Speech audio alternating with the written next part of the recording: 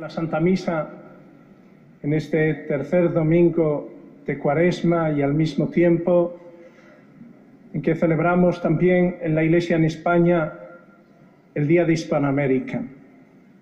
Don Anastasio, director del Secretariado de la Comisión Episcopal de Misiones y de Obras Misionales Pontificias, los sacerdotes de esta parroquia del barrio madrileño de La Elipa, la parroquia de Santiago y el Menor y San Felipe Apóstol, hermanos sacerdotes de la OCSA, de la Obra de Cooperación Sacerdotal Hispanoamericana, aquí presentes, don Francisco y don Manuel, que celebran los 50 años de sacerdocio, y demás sacerdotes.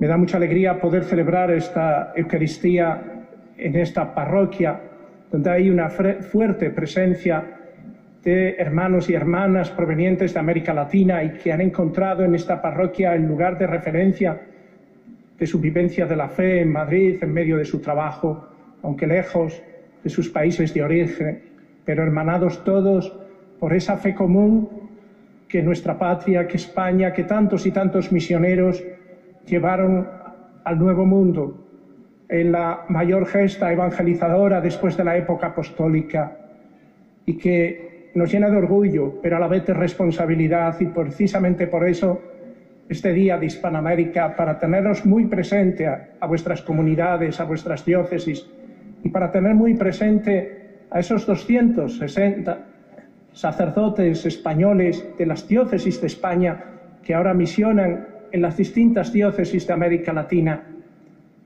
Ellos son pues la continuación de más de 2 millares de sacerdotes, y ellos forman parte, junto con más de 8.500 misioneros españoles que están presentes en América Latina.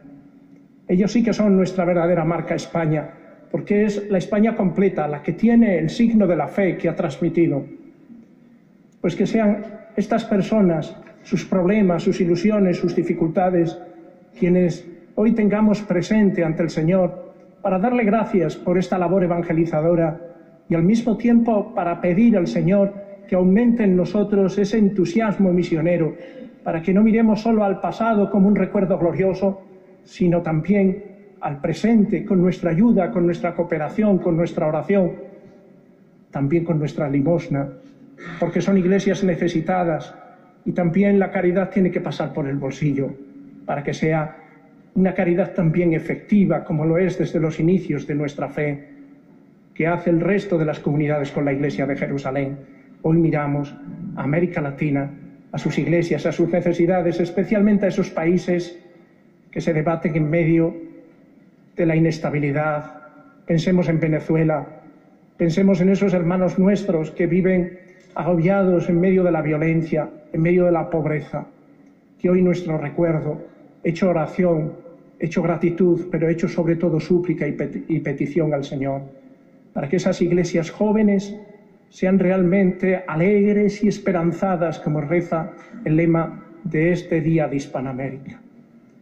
Pero hermanos y hermanas, una petición especial a vosotros enfermos, que desde casa os unís a esta celebración cada domingo a través de la 2 de Televisión Española.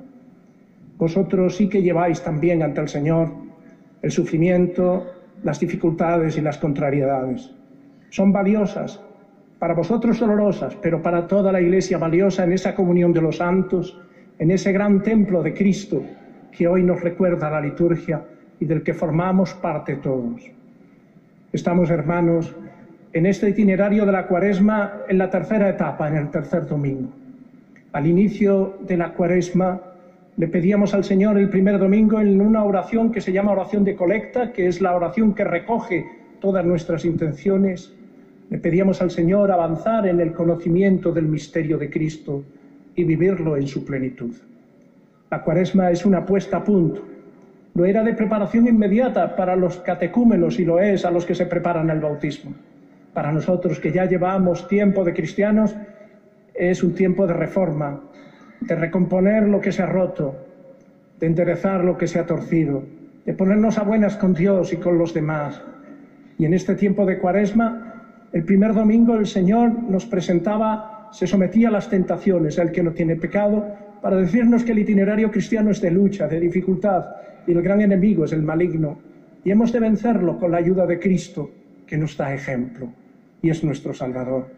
El domingo pasado, si os acordáis, era la escena de la transfiguración. A esos apóstoles a los que Jesús les había hablado de la cruz, de que iba a pasar por el sufrimiento, el dolor, la pasión, lo que es el Vía Crucis, lo que es la vida del cristiano, en definitiva, para que no se echaran atrás, les anima, anticipándoles el cielo en el monte Tabor y trayendo consigo a Moisés y a Elías, que representan el Antiguo Testamento, para confirmar que Jesús es el Mesías, aquel al que tienen que escuchar. Y nos confirma a nosotros también y nos enseña Jesús que este camino de la vida, este Vía Crucis donde se alternan los momentos de dolor y alegría, con la alegría, los del sufrimiento con el gozo, donde salimos de un problema y damos la vuelta y aparece otro. Esta vida nuestra que es lucha, que es contrariedades, pero también saboreamos mejor los momentos del gozo. Y el Señor, en ese seguimiento que es la vida cristiana de Jesús, nos enseña que solo se va a la resurrección por la cruz a la luz. Y en este domingo, ¿qué es lo que quiere traernos la palabra de Dios, hermanos y hermanas? Pues quiere traernos la mirada a los mandamientos. Ser cristiano es vivir como Dios manda. Es hacer la voluntad de Dios. Eso que Jesús ha puesto en el Padre Nuestro. Hágase tu voluntad en la tierra como en el cielo.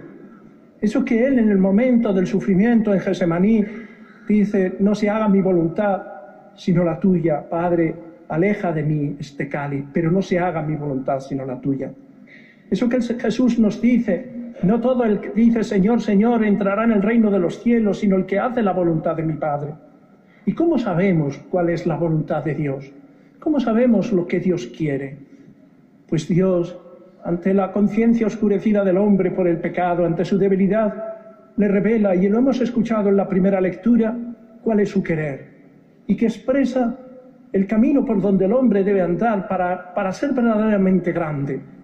Porque Dios no es el enemigo del hombre, amigos. Dios es la condición de su plenitud. Y ese camino es el camino de los mandamientos. Una sociedad que prescinde de Dios como fundamento de su existencia. Un mundo donde Dios es marginado, acallado, no tiene apoyatura para la propia defensa del hombre, sino se convierte en un relativismo a merced de las modas, y donde el hombre acaba siendo atacado por el propio hombre, buscando mil razones, desde las mayorías hasta el imperio del más poderoso. Solo Dios garantiza la grandeza y la dignidad del ser humano. Y eso es lo que ocurre también en nuestra vida, en este puzzle de nuestra vida. Si nos falta la pieza de Dios, lo demás no adquiere sentido. Dios es la condición de nuestra felicidad, de nuestra plenitud, de nuestra grandeza. Él es el amigo del hombre. Y Él en su Hijo se nos ha hecho cercano. Él camina con nosotros. Y es lo que pretende también este texto que hemos escuchado. Cuando Jesús entra en el templo, hasta entonces el templo para la religión judía es el lugar privilegiado del encuentro con Dios. Y Jesús quiere purificarlo, pero con su llegada y con esas palabras que dice que son mal interpretadas, pero que tienen un profundo sentido teológico, Él es el verdadero templo de Dios. Porque Él es el Emmanuel, Dios con nosotros. Porque Él con su encarnación se ha hecho uno de nosotros, igual a nosotros, excepto en el pecado. Y como nos dice el Concilio Vaticano II, el Verbo encarnado le dice al hombre lo que debe ser el hombre. ¿Cómo debe ser el hombre? Él es la vocación suprema del hombre. Él mismo nos ha dicho que es el camino por donde hemos de andar. Él es la verdad que da respuesta plena a todas nuestras preguntas, que constituyen la esencia del hombre, el ser que se pregunta. Él es la vida que nos hace escapar de la muerte que experimentamos en nuestra debilidad constantemente. Si no, pensad vosotros, queridos enfermos, Cristo es nuestro Señor, Cristo es el centro. Nuestro vivir es Cristo, nos dirá San Pablo. Por eso en este camino de la Cuaresma tenemos que poner en el centro a Jesucristo. Ese es Jesucristo que es Cristo crucificado. El Cristo que nos muestra la Iglesia es el Cristo de la cruz.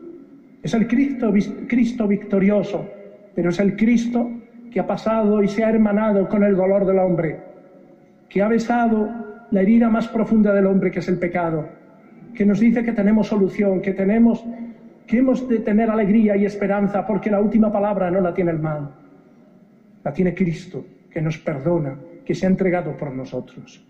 Luego, la Cuaresma es avanzar en el conocimiento de Cristo.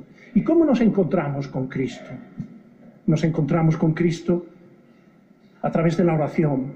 La Cuaresma es el tiempo de oración. Tenemos que rezar más.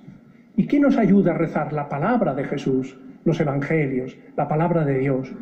La Sagrada Escritura no puede estar solo en las estanterías de nuestras salas de estar, en nuestras librerías, en nuestra biblioteca. No puede estar solo para el colegio, para hacer las tareas de la clase de religión o en la catequesis.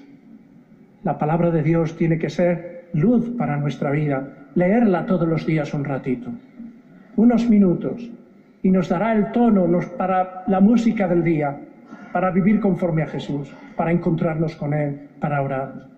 ¿Cómo nos encontramos con Jesús? A través de la Iglesia, de sus sacramentos, a través del perdón en el sacramento de la penitencia, en este tiempo de Cuaresma, de manera especial, cada vez que acudimos a la celebración eucarística. ¿Cómo nos encontramos con el Señor? Al dejarlo venir a nuestra alma limpia de pecado. ¿Cómo nos encontramos con el Señor? En el hermano que está a nuestro lado, en quien también tocamos la carne de Cristo, como dice el Papa Francisco. Luego, hermanos, que este tiempo de Cuaresma sea un tiempo de encuentro con Jesús, en el enfermo, en el pobre, en quien está a nuestro lado, en el familiar, en tantas y tantas personas. Encontrarnos con Jesús en la Eucaristía. A lo mejor hace tiempo que no comulgas. Encontrarnos con el Señor acompañándolo en el sagrario. Encontrarnos con el Señor escuchando su palabra y rumiándola en la oración interior. Encontrarnos con el Señor en su iglesia. Por tanto, miremos hoy, hermanos, a nuestras hermanas iglesias de América Latina. Pensemos en nuestros misioneros, agradezcamos ese esfuerzo que prolonga en la actualidad el misterio de Cristo a tantos pueblos. Y nosotros sigamos este itinerario de la Pascua, hacia la Pascua, acompañados por María, la Madre de Jesús. Ahora confesemos nuestra fe.